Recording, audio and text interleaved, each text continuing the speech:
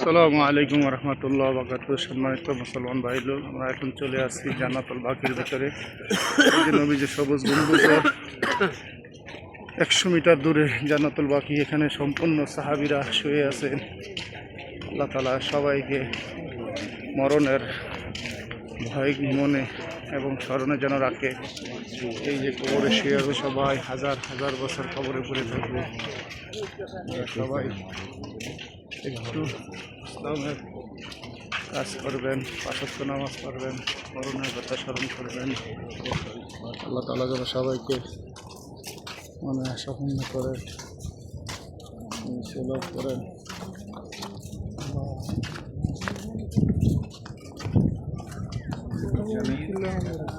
সবাইকে আল্লাহ তৌফিক দান।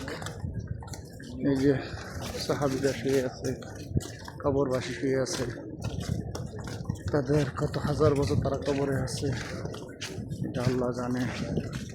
জান্নাতুল বাকি 1400-1500 বছর আগের থেকে